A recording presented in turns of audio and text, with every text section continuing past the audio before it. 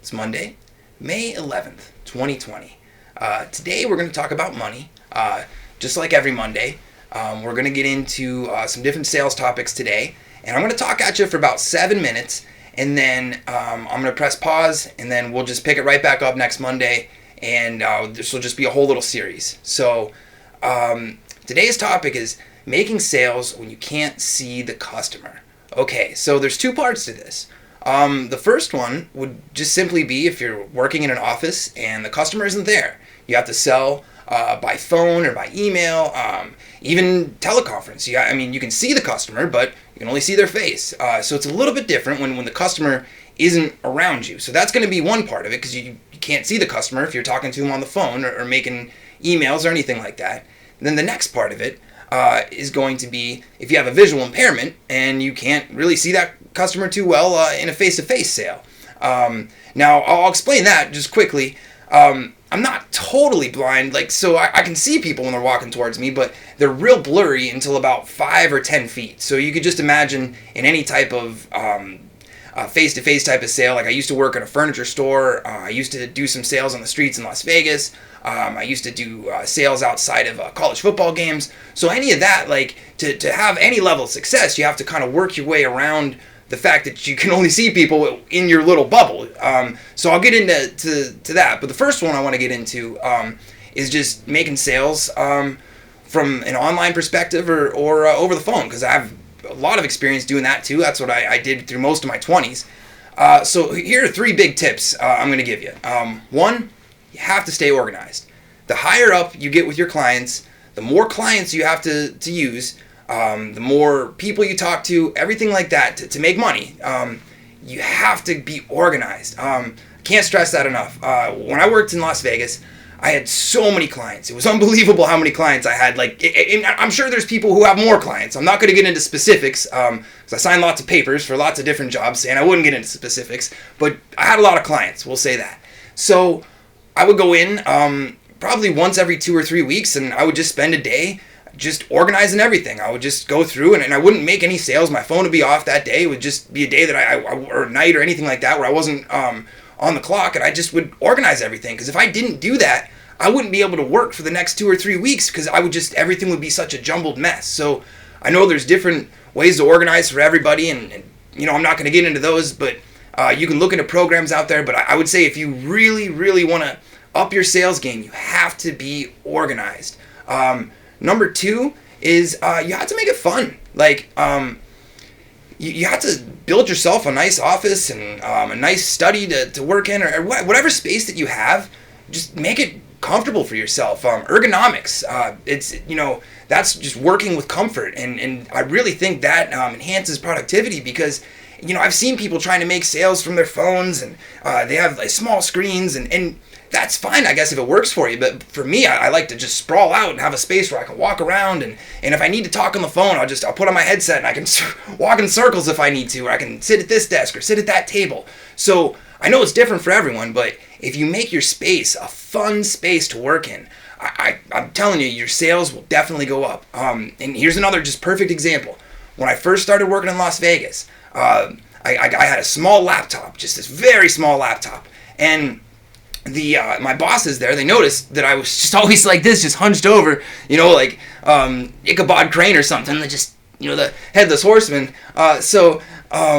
They're just like, hey, do you want a bigger screen? And I was like, well, I would take one if you could give me one. So one day I come in, maybe 2 or 3 days later, and there is a huge screen on my desk. I mean, like this big. So imagine the difference in coming to work each day in Las Vegas and, just looking on this tiny screen like this, or walking in and you just pop up all these different windows of all the clubs and all the performers that are playing. You can have music playing right here. You can tell someone, hey, who's playing tonight at this club? You say, oh, wait, let me check it out. Yeah, oh, is this DJ? They're really good. You have it right there. So I probably had 9 or 10 windows open at different times talking to people, and it was all possible because they thought it was important to keep their employees comfortable. So you have to consider those things. And then the third thing is ask questions, no matter what. When you have a customer on the hook on an email or a telephone, anything like that, just keep asking questions. Look, if they don't want to talk to you, they're going to stop talking to you. And you can just keep asking them questions, and they'll probably just ignore you if they don't want to do business with you. But you're going to find out a lot, and probably somewhere in there, you're going to make a sale. Most of the time, you're going to make a sale if you just keep asking questions. People really want to talk about themselves. The customers want to talk about themselves. They want to tell you their needs. It doesn't matter what industry it is.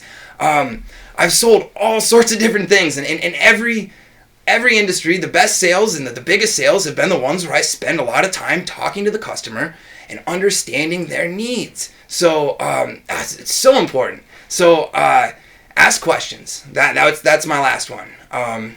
So let's just get in. We got looks like about a minute left here before the 7-minute mark. So we'll get into the vision thing. So look, one of the places this was real evident was definitely in Las Vegas, but another place was street sales and not being able to see just as the customers are walking towards me is what I was referring to. But one of the places that it was also evident was working out on the road. Going to football games. I used to sell NCAA merchandise outside of football games like the Cotton Bowl in Dallas, the National Championship out in Arizona. We went to Gainesville and Florida and up to Atlanta, Georgia. So we were on the road quite a bit. I'd say probably 3 months total that entire football season of 2015. We were just on the road. So my eyes were just toast, man. Like I had to wake up every day and ice my eyes down. Like the guy that roomed with me, it's just a super nice guy. Like he's the reason why I give everybody the peace sign when I see him now. I'll explain that someday later. But like, yeah, he's a super nice guy. But like, I'd wake up and he'd have to deal with me every day, just waking up and just icing down my eyes, and I'd get ready to go because I knew that like we were on the road to make sales. Like I couldn't like go out there and just look like a zombie, and that wasn't like. There's nothing I could do about it. My eyes are exhausted because I have to wear these giant contact lenses, and I had glasses. But look, here's the thing.